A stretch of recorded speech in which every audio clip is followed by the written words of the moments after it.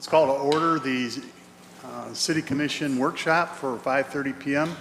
And it is 5:30 p.m. Thank you very much for attending. We have a couple commissioners running behind, and they will be here at this period of time. Ted, I'm going to turn it over to you so you can introduce. Current item that's supposed to come. All right, thank you, Mayor. Appreciate it, Mayor, Vice Mayor, Commissioners. We appreciate the opportunity tonight to just update you on our fire facilities project. This has been a long time in the making, and it's had a few twists and turns, so we appreciate we get prepared to move on in early August to kind of get you up to speed on where we are. We've got our core development team here. You're going to hear from them in just a minute. We're going to tag team this presentation a little bit and hopefully answer any questions that you may have about the process or the project.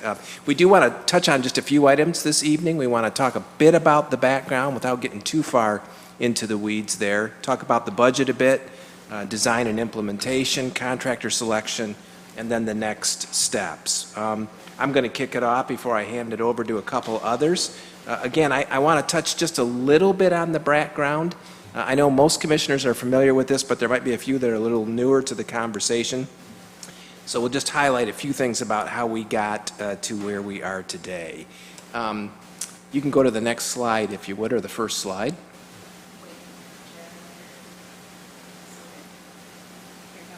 There you go. Thank you. Appreciate it. And as the Commission knows, we've been studying this issue for quite some time. There have been a number of studies over the years, even in the last 10 years. Particularly, we've been doing analysis of our fire facilities in our emergency services, EMS, police and fire delivery systems in the community. Started with the Kramer study back in 2015, and more recently, and the Commission may be familiar with the CPSM service delivery model study that we did in 2022. That same year, we also did a fire station facilities assessment. We hired an engineering company to come in and do that so we would have a better understanding of what our capital needs are at the various fire facilities. And many of you recall that same year we actually had to shut down Fire Station 4 for about 14 months so that we could make some renovations to that particular facility, which was a reflection of what we were really needed across the board. As a result of the study and the activity at Station 4, the manager and the fire chief began to plan for implementing some upgrades to the facilities that we had. We went through a pretty extensive public engagement process to gather input on fire facilities. You may recall we had open houses at each one of the fire stations, and that led to a plan that was shared with the City Commission in a workshop back in September of 2024 with the intent then of going forward to issue debt to address fire facilities. You can go to the next slide if you would, please. This slide shows you what the original estimate for the project was at the time.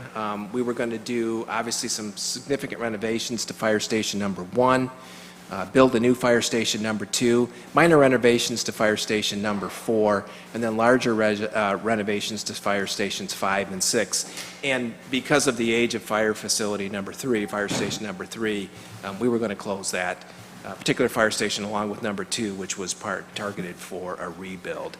You can see what the overall budget when we originally estimated this last year was roughly $25.5 million, plus we had some issuance fees on top of that. And that set the budget for this project, although I would say this particular number is tied to our estimates for the renovations that we were targeting at that time. I would say our number now really is also, and maybe even to a greater extent, a reflection of what we believe we can afford to issue in terms of debt. So the city's ability to handle the debt is also a critical factor in determining what the budget is for this particular project. You go to the next slide, please. So you may recall the Commission actually approved a notice of intent to issue debt back in December of last year. Since then, we have been working on this project. We went into this project, actually I should say that since the Commission last saw this information back in September, we have been doing a lot of assessing and reassessing of the project, as well as listening to additional input out of a desire to obviously make sure that we were making the best possible use of the funds that were going to be expended to take on this very large effort. I mean, this is an effort that's a little bit bigger than really any project the city can do or has done in my recent memory. And so we wanted to be sure that we were using these dollars in the right way. So as the commission knows, I've been sharing information with you over time. We have pivoted a little bit. We're going in a little bit different direction with the various stations, and we'll talk more in depth about that in a second. But the givens for the project have remained relatively the same. First and foremost, we do have a not-to-exceed budget of $25 million for the fire facilities. We do not intend to overspend that budget. That is the top priority and given number one for this project. You may recall, too, back in September, Rebecca talked about this quite a bit, that because of the age of fire station number 3 and 2, that we would not invest any funds further in those stations. It just did not make sense, given the limited configurations there, to continue to invest money in those particular stations. So we are not going to do that. We did indicate that the renovations would consider what it might look like or what a delivery model might look like in the future for additional EMS support. We've talked a lot as a commission and as staff about how we respond primarily to medical calls, and we'd like to be able to do that a little bit different in the future, so that needed to be considered in any designs that we go forward with for this particular project. Obviously all stations would be updated to more gender-neutral configurations, obviously ADA compliant and health safety and standards, health safety and welfare standards that are associated with best practices in the industry are also critical when considering what would be included in the design. And then you can see the last given there that the project would include renovations and repairs to all stations with the exception of those that might only be used for storage. We are probably going to have to bend that last given a little bit to make sure that we stay within the first two givens. And, it's the reality of the budget, it's the reality of the times. Prices continue to go up, and we're dealing with tariffs and some other things that are making it such that we're probably going to have to be a little bit flexible about how we approach this going forward. So if you go to the next slide real quick, if you would. This is just a quick overview on where we are with the budget. You can see here, so we bid this project in May, and we had several bidders. We got a very good response to this. What you're seeing here is a reflection of the second lowest bidder in the project, which gives us a framework for where we are on the budget. You can see each one of the stations is itemized here. This plan included reduced renovations to Station 1. Station 2 and 3 would be new builds. Station 4, again, minor renovations. A more major renovation of Station 5, and then a larger renovation of Station 6. And you can see that that came in at a base bid of $25.998 million. We also have to consider furniture and fixtures, equipment for facilities, and we had a budget of an additional $2 million for that. So that puts us at a cost right now of $27.998 million. But there are other costs that have to be factored into this project going forward, which is going to further dictate how we approach this. I did talk a little bit, I think I shared some information with the commission just recently on vendor selection. We are going with the second lowest bidder on this particular project. I shared the rationale as to why we're doing that. Our procurement process has a number of items that have to be met in order for a bidder to qualify as what we would call the lowest responsive bidder. And in this case, in doing our analysis, and that included interviews of all three of the low bidders, and then asking for additional information, we came to the conclusion that we thought it was in the city's best interest, that the responsible low bidder in this case was actually the second low bidder on this project. So this is where we are budget-wise right now. I'm going to ask Cody to come up and talk a little bit about, to provide a little more context on this conversation before we turn it over to Cody Newman to walk you through the design. So just to kind of piggyback on what the city manager said is, as you see in Schweitzer's budget proposal, kind of a little bit different numbers. You see a Station 3. I know you are all well aware, but maybe not how we got there, but where it came from. Station 1 originally was the idea we were going to close Station 3, reallocate that staffing and everything to Station number 1. After listening to the commission, after listening to staff, after listening to the union, after listening to people who expressed kind of what is our other options? So we took a deep dive and looked, and some other things at a higher level happened, and it actually turned out to be a better interest for us to move forward with a new build at station number 3 with a reduced build at station number 2. So splitting that staffing and that manpower for the future to kind of corner the major part of the city. And then utilizing station number 1 as storage. So we don't have a good avenue for storage right now. We use the Dolliver building, which is part of another possible complex in the future for another renovation for a different company. So it's kind of a double thing here. So we can use station number 1 as storage, still as admin, with a very minor tweak to it, and then move and allocate that fundage to station 3 for a new build, along with trimming from station 2. So that's why you see in Schweitzer's budget a very reduced station number 1 from the original, and then a station 3, which all of a sudden appears. And that does twofold. Another thing that we had talked about through the commission and through the original workshop was EMS delivery. What does it look like for the trains? What does it look like that you're removing a fire station from a community? So those are the keys that we took out of that and the whys. So station 3 is set just outside of the Post neighborhood. It's as close as we could get it to a city-owned property. It is property that the city already owns, so we don't incur a cost there. And it actually is situated in a kind of good but weird spot. It's not on a main road. It is on the edge of Dickman, but it sits just to the side of 66. So coming out of the station, you have the ability to go north and south on 66, up and over the railroad tracks, so it alleviates the track issue, and it also then allows them to shoot right straight back down Post Ave to the Post neighborhood, which was one of the main concerns. And in doing this, it also allows us to increase the footprint of the garage and the staffing area for that station to accommodate a possible EMS rig in the future. So that's why you kind of see the why of 6 and where it is. And then station 5 was another one that kind of is a hard one. You'll see the budget is a little bit larger number, and I believe the city manager talked to you about that in private and other things, is they did stumble on the fact that station 5 could not be remodeled in its existing footprint. It ended up having to be a complete rebuild, so that incurred a little bit more cost. So as we move forward, and as Cody will discuss the designs, you'll see where we came up with some of our value engineering and why.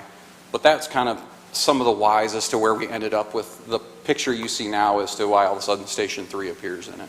So just wanted to make sure we got that covered and kind of gave you a little bit of an overview as to why. So I'll turn it over to Cody Newman. We can talk a little bit about design. Perfect. Thank you. Thank you very much. Cody Newman with Driven Design. We put together the designs for this. I know we presented in the past on these and just wanted to be able to give that update to you all tonight. Some key points to note on here. As discussed originally, we were doing a renovation and addition to Station 1.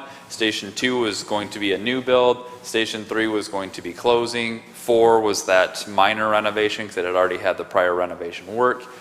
Station 5 was going to be an addition as well as Station 6. Kind of at the turn of the year, we did hit pause for a second, getting all that input from after we got input from the city, the union, community members, all of the above, and said, let's make sure this is kind of a once-in-a-lifetime project. Probably the last time we do a lot of these in our lifetime here. Let's make sure we do this right. So we went back and looked at it.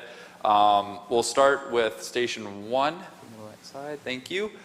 So for Station 1, what we proposed at this one, or what was discussed, is this one would be an interior renovation, no addition. We also found that there were poor soils on the site where we were proposing to do the addition. It's where the stormwater is currently being detained. So with that, as we got further into the project, we realized, hey, it's probably best to do this more as an admin office. So that's what had been proposed and bid out. I'll go through each one of these, explaining how it's been bid out, and then at the very end talk about the value engineering process and what we've kind of discussed. Next station. Station 2, so what we did, again discussed, we reduced the scope of this one a little bit. This one had a couple extra beds, had a few more beds prior. We reduced that, and we reduced an apparatus bay as well to kind of right-size this project, given the neighborhood and kind of the scope proposed there, and knowing that if we reduce that one a little bit, getting that Station 3 was really going to be critical. From a design standpoint, you can see some of the renderings. We have a little video we'll play at the end to kind of give you a closer view of what that looks like. But that's what's being proposed on the site the same site too that we had prior. Station 3. This one here, as mentioned by Cody, we picked the spot. This site actually is a wonderful site. After doing quite a bit of studying on it, it's right next to the highway, as mentioned, 66, so it's very easy to get around the railroad tracks. That alleviated the top concern that everyone had, was how do we deal with the railroad tracks with 3 being closed, and how do we get access to that? Now it's literally a simple left turn and you're right over top of that. So it's easy to get to either side of the tracks. It's right in the post, just on the edge of the post neighborhood, as mentioned. And again, what we did to help try to save cost and kind of have an economy of scale is, this is the same design as 2. So we changed some interior finishes of it, but the layout is identical to it. The only difference on 3 here, is the southwest corner that you're seeing of that. We have the training facility in 2, that would just be storage in this. But we left that as in part of the design, so that if in the future that ever has a desire to be a training facility too, it's easy to set it up for that. Station 5. This one here, again, it was also discussed. We spent quite a bit of time studying that site, and that is a very tight site to work on. We did look, I can confidently say, at just about every possible site available in Station 5's area. And at the end of the day, we couldn't find a site at a reasonable price or city-owned to be able to move forward with that. So at that point, we really tried to study what we could do to do an addition onto the building. And by the time we were done doing the drawings, we were saving 2 walls of it. And we realized we're not really saving anything here at this point. So the plan is to remove the existing building for 5 and then build this new one in place. The unique thing with this one is, this is maximizing the footprint without going vertical with it, and there was additional cost there with elevator or other items that we tried to alleviate.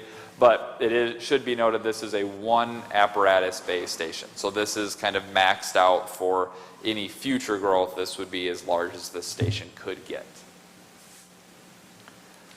And lastly, Station 6. Station 6, it should be noted, is very similar to what was presented originally. So the addition to the north and the south to this facility here, this has the living quarters on the south side that we're adding additional beds and updating all of that, and then the 2 apparatus bays being added to the north. So very similar to what we had presented last time to you. Before we play the clip next that kind of shows a little bit further into the depth of things, I will just mention, based on where the bids came back, presenting the facts as it is, we got all the bids. Again, we did add a station to that, so we were close to the budget but still over budget. If we need to meet the budget as presented, which is highly likely we're at the max bonding, we have looked at value engineering options on what we can reduce. At this time, the discussion was for Station 1 to be reduced in scope to just the roof and new mechanicals. Station 2 and 3 would be built as presented today. Station 4 would not have any work at it, given the recent work that had been done to it. Station 5 would not be built at this time, just in case there was a future site, or if additional funds come up, that would be a future project. And then Station 6 would be developed as proposed. There's still some value engineering options we need to work through and things to make sure we're on that budget. But today, as it stands, those are the value engineering options being proposed outside of what was bid, to make sure that we're on the budget. And then if you can go to the next slide.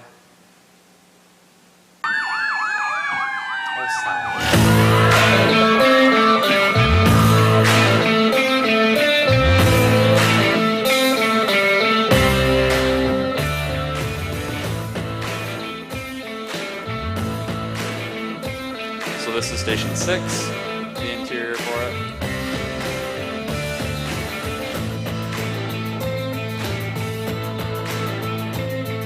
Station 5.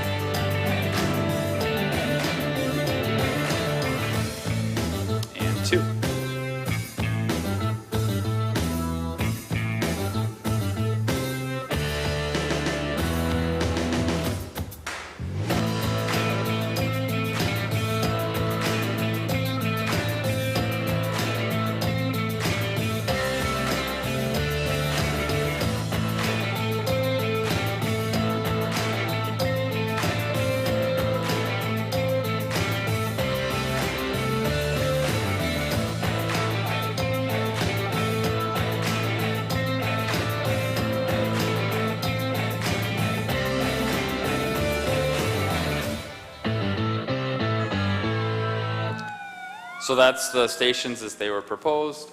Please note that there could be changes made to that based on budget. Any questions of Cody? Yeah. So when you talked about the value engineering, kind of a second option to downsize it, I didn't hear a cost on that. The cost is now up there. The intent is this would bring us to the originally stated budget. Yeah, maybe I could just walk through this real quick, if that'd be helpful for commissioners.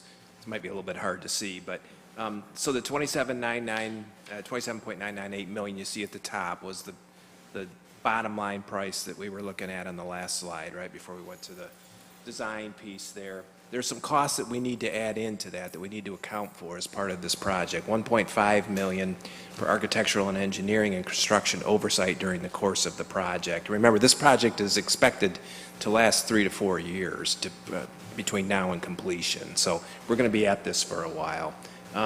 We've got a contingency built in of 2.5 million. That's 25%, or excuse me, 10% of the $25 million budget. You know, I'm not recommending that we compromise on that contingency. I think we need to make sure that we've got that set aside in this project for the unknowns that we might encounter, particularly in light of the fact that we're building a couple of new stations as part of this process. We have 400 in bond issuance fees. I mentioned that in the one of the previous slides. It brings us to a subtotal of 32.398 million. So a budget challenge, considering that we need to be at 25 million. So there, when we bid the project, there were some deducts that were built into that. Cody has mentioned a few of those, scaling back the investment at Station 1, for example, that we asked bidders to provide cost savings on. They did that. You can see that reflected here in, again, these reflect Schweitzer's totals. So we know because of the changes that we're recommending, we can reduce the FF&E charge or costs with this. We have the deducts factored in. That brings us back down to 29.621 million. And that's where we have to start making some really difficult choices, obviously, given our budget on this project. So Cody mentioned that we'll probably forego any investment in Station 4. The good news is we've already dealt significantly with the problems at Station 4, so we should be able to do that. The tough decision is to not move forward with Station 5. You know, and there is some rationale, I think, for doing that. It was mentioned here that site is highly constrained. We didn't really want to reconstruct on that particular site. As Cody mentioned, we looked at a lot of alternatives that would give us an opportunity for future growth, particularly for things like we mentioned early on, EMS, you know, an expanded EMS delivery system. The site just wouldn't accommodate that, but unfortunately we didn't have an alternative. So we believe it makes sense, given all of the constraints there, given the fact that we're essentially going to rebuild what's existing, that at this time it's a difficult choice, but it's probably the piece that we're going to have to let go by the wayside in order to stay within our budget. And then you can see an other category there. Basically what that suggests is we need to work with our contractor to address about $630,000 in other value engineering that needs to be accomplished. Some of that we've already discussed. Some of that can be addressed in some of the interior finishings and other things that you saw in the video that might not necessarily end up in the final product. The bay doors, the garage doors, for example, may need to change to a different model that's less expensive. Appliances within the building. There are some other areas where we can achieve savings, but we've got to get to that $25 million number. So that's what we're working on with our contractor now. Chris, did you have additional questions? We got Patrick, Commissioner Patrick O'Donnell and Commissioner Carla Reynolds. Are you done? Oh, I just go. I know that when we build these new fire stations, I've seen in other towns the footprint always gets bigger. And of course, that's because we have all these safety apparatuses, if I can say it right, and detox rooms that are really required for the safety of our firefighters that are out there. And I 100% want to make sure their safety and comfort is on these builds. With these reductions on the value, are we still going to be in that zone where they're going to be happy and safe and ready to protect our town? Absolutely. I mean, again, we'd love to have everything move forward, but we also understand the budget constraints. So we're trying to work within both of those. Anything that's there, we have definitely emphasized that with the early conversations with contractors, with the city, everyone else. These buildings, this isn't like a development that's an apartment complex that someone's going to flip in 5 years. Some of these buildings are literally over 100 years old that have been used, so we have to look at a minimum 50 years into the future. So we have made sure that when we selected materials, we have selected materials that are going to last for 50 plus years. Obviously with that, that's why some of these numbers are higher and the costs are high for that. But that's why we had to make the difficult decision that if we don't move forward with the station, we could keep the quality of those other stations up and make sure that we're not losing those spaces and the health and safety of those. That's what my concern is just I want to make sure that even if it did cost a little bit more, that we are making sure that these people are taken care of and the build is proper for, like you said, once in a lifetime, but we know it won't be years down the road. But with all the technology we have now and everything that we know about fighting and the health and safety, I just want to make sure that that's a number one concern of all this. So thank you, Cody. Yep. Commissioner Reynolds? Thank you, Mayor. Thank you, Cody. Great presentation. But I'd like to have a copy of this. Are we able to get a copy? Because it was kind of hard to kind of see. We will get you. These obviously are very large files. Yeah. A little bit hard to transfer, Yeah, but we'll absolutely. get copies to I the can commission. kinda- Yeah, I appreciate that. Thank you very much. Vice Mayor? So my question isn't so much about this project, but particularly with stations 2 and 3, and if we move forward with, you said 5 would be on the same site, so, Yep. but what happens to the buildings that we're vacating? I just want to make sure that it's great that we're looking to improve the lot for our firefighters, but I don't want to be a burden on the neighborhood by leaving a vacant structure that's falling down and a place for vandals and.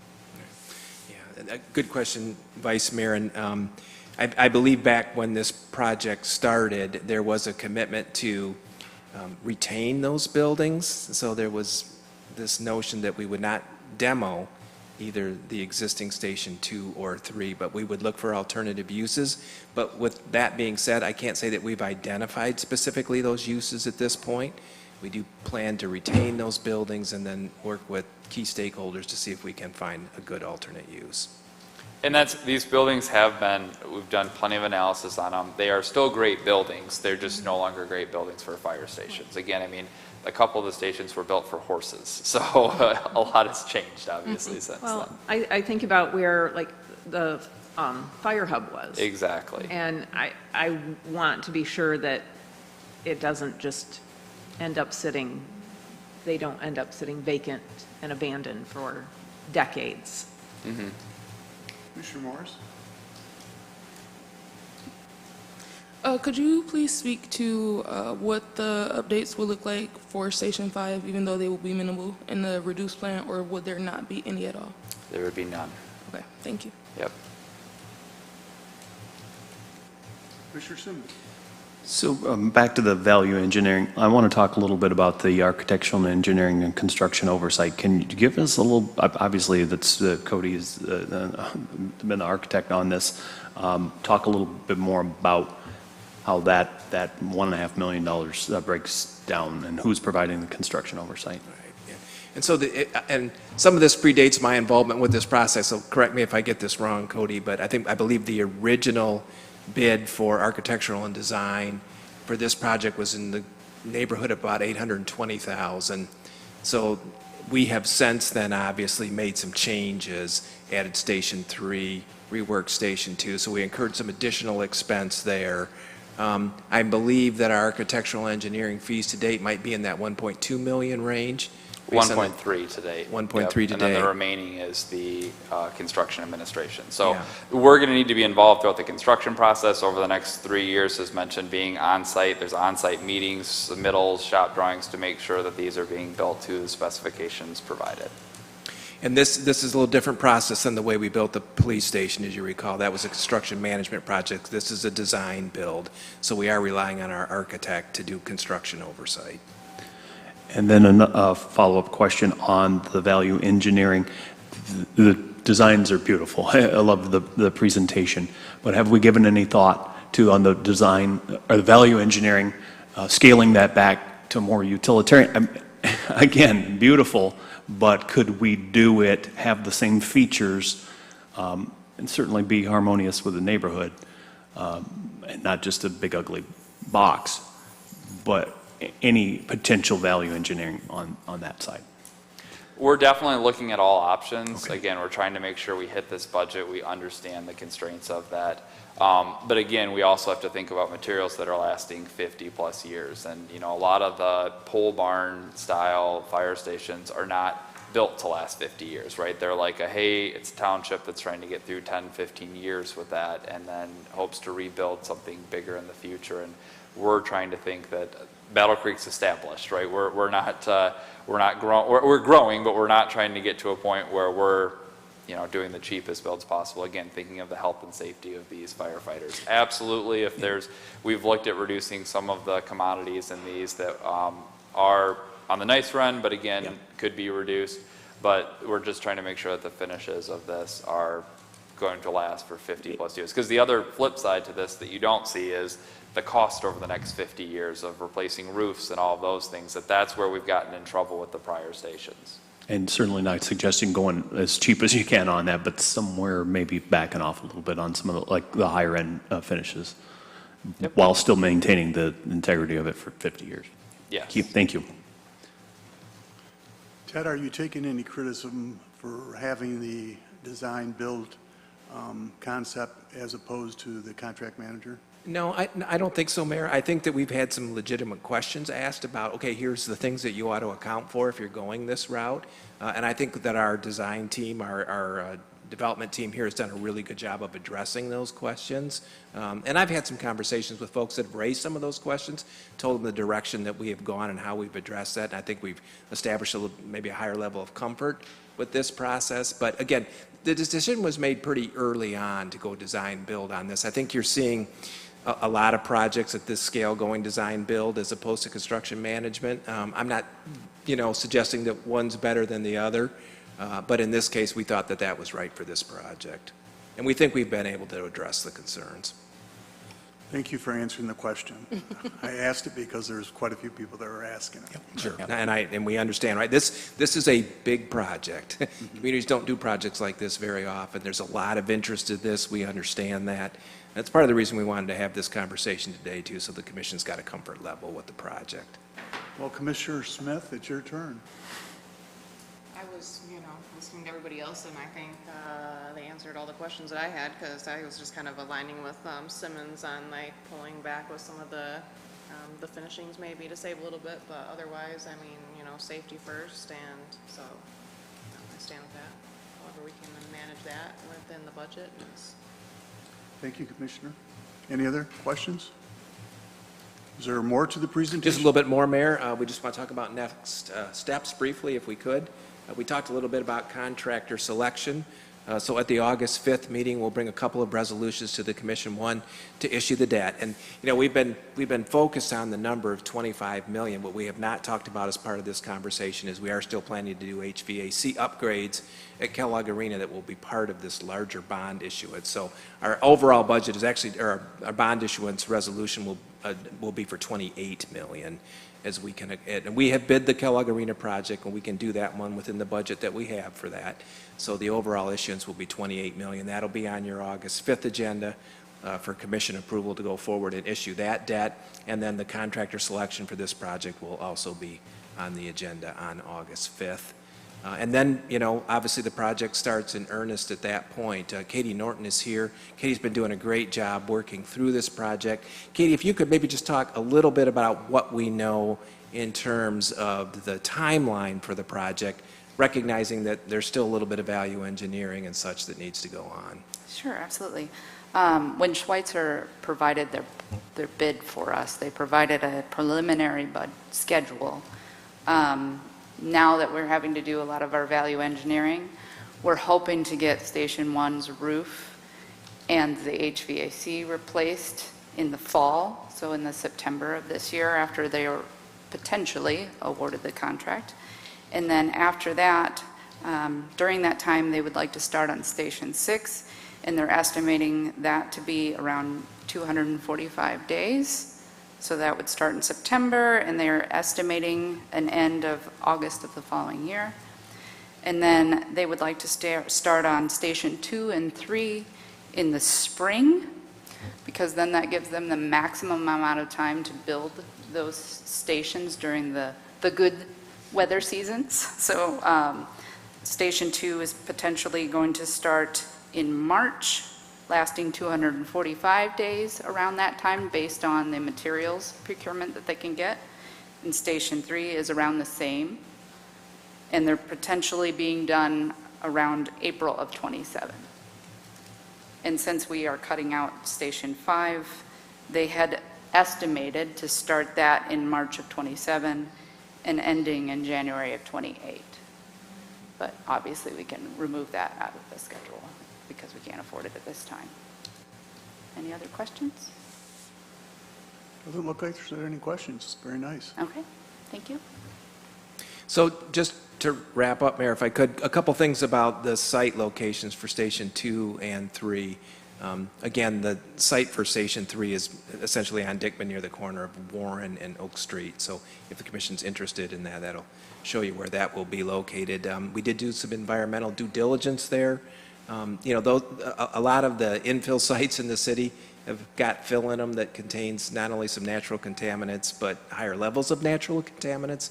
This is something we typically deal with whenever we do an infill project.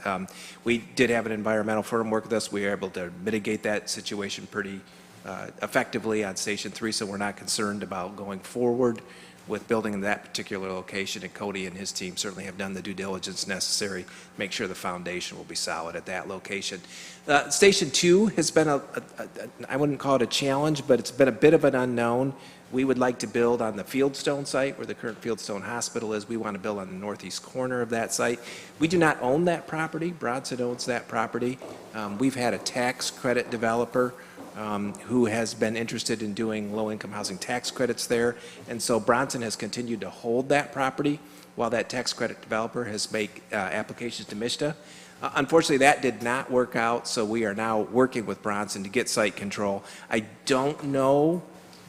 They are working on a project to demo the existing hospital building, which would be important going forward. And so we don't know exactly what site control looks like today, but they are more than willing to work with us to give us a land lease or whatever is required to allow us to move forward with our build on their location. If that wasn't going to work out, we were going to look back at the Dolliver site, but I don't think that that's going to be necessary. And I want to just applaud Bronson for their willingness to say, hey, we want to make this happen for you. So we should be in good shape there. And Mayor, I believe that is it, unless there are any additional questions from commissioners. Any additional questions? Commissioner LaCrosse, we'll let you catch your breath, and then Thank you. if you have questions. Yeah, I apologize for being late. My son was in an accident, so. Okay, I'm very sorry to hear that. Yeah, I'm just trying to catch up on everything. All right. Why don't we go to public comments, and then we'll come back to Commissioner LaCrosse. Are there any public comments? Your comments are limited to 3 minutes per individual. Any comments? Yes. Reese Atkins, 84 South 23rd Street. I am glad to see that we are going to be building a Station 3. The only concern I have is not doing anything with Station 5. I'm hoping that's not going to turn into a Station 4 like we had, where it's nothing being done, and all of a sudden we have to close it down to do work on it because it's deteriorating. I'd like to see if we can't come back before the commission to increase the amount of money that we need, because when this was done, it's been a minute. And as Ted said, there's a lot of things that have changed since this all came back. So if there is a way that we can come back to the city commission and say, look, in order to do Station 5 and put them all up to par so we don't have a concern, can we get a little bit more money on, or up the bond or something like that, so we don't have a station that's going to be crumbling within a year, and we have to come back in a year and say, oh, well, we need more money because this wasn't done, and it needs to be done now because the building is deteriorating. Thank you. Thank you for your comments. Any other about comments at this time? Being none, Commissioner LaCrosse, any comments or questions? I do not have any right now, Right. thank you. Mr. Mayor, Yes. one thing I might mention, just in light of the comments that we just heard too, is, again, we do have a 10% contingency on this project. We want to protect that contingency to make sure that we can handle any unknowns. But as we progress through the project, and we've been emphasizing with our contractor how important it is to do this with as little or no change orders as possible, that contingency will be there. And if it was, for example, that we saw that there was an opportunity to spend some of that contingency either on Station 5 upgrades, we would have that opportunity if we don't need it for the project. Commissioner Simmons. Just a couple more questions about now, thanks again for the presentation, for the bond going forward. What are we looking like as far as current bond rates? Yeah. And let me ask Aaron, where's Aaron? There's Aaron. Aaron, can you speak to a little bit of that?